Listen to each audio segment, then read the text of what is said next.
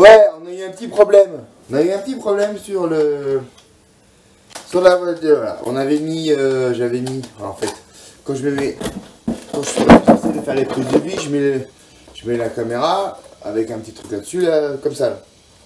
Et pour faire des prises de vue, j'avais deux prises de vue, j'avais laissé la caméra au-dessus du podium avec la radio.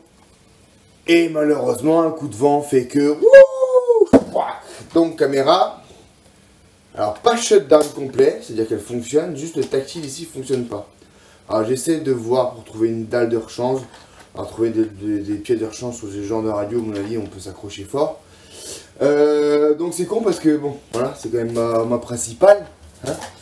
Et bien, donc pour faire pailler à l'urgence, et puis de toute façon ça suffit bien, je me suis recommandé une FlySky GT3C. Avec l'énorme avantage d'être peu cher. On la trouve sur Amazon et en Prime, vous l'avez à 2 jours en maison pour 55 € livré. Vous l'avez moins cher chez Banggood ou des choses comme ça, mais vous l'avez pour 40 boules, vous l'avez sous 3 semaines. Voilà, bon. Là j'étais un peu pressé parce que vu que je suis j'arrête. Et donc, voilà le unboxing de la FlySky GT3C. Ouais, c'est ça, en version argent. Alors, ce qui est très bien avec celle-ci, vous avez le récepteur, tout ça, moi j'en ai 43 000 récepteurs, c'est que ça fonctionne sur une lipo, donc elle est extrêmement légère.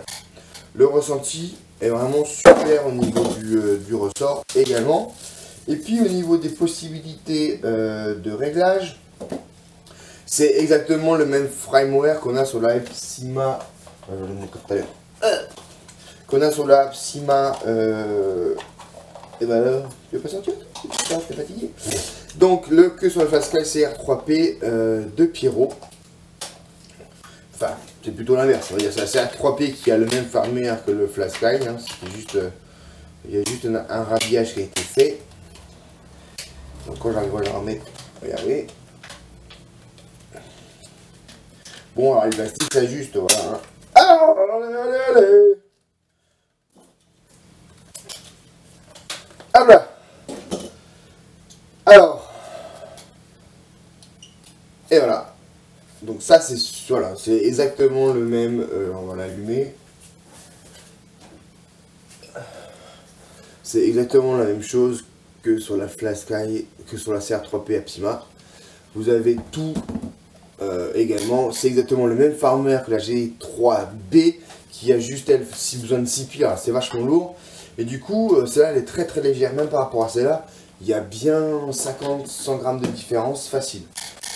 À part ça, écoutez, ça se fait sur la molette, back enter, c'est exactement le truc. Je vais vous mettre le lien pour le tuto de la FlySky G3C où j'avais expliqué comment ça fonctionne. Donc là, franchement, ben ouais, je suis en terrain conquis, j'aime bien. On va essayer de faire. Il y a des mecs qui font un peu de hacking là-dessus. On peut rajouter des molettes, on peut rajouter des réglages supplémentaires, associer des interrupteurs à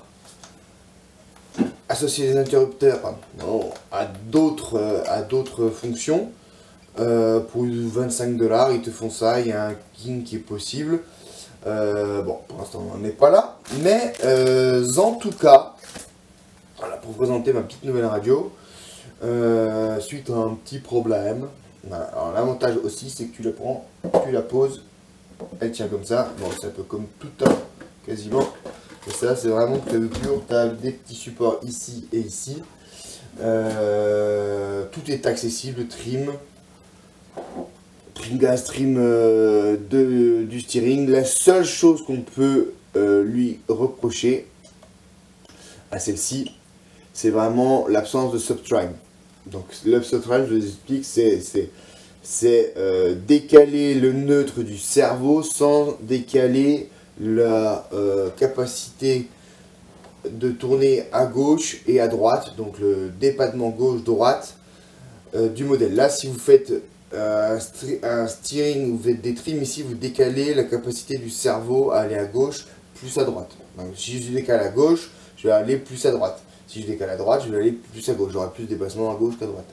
Donc ça, c'est le seul truc, la seule restriction, effectivement, qui est ici. Donc ça nécessite juste, entre guillemets, de bien régler l'ensemble des trims sur la radio mécaniquement, enfin, sur la voiture mécaniquement, c'est-à-dire avec les biellets de direction, l'ancrage du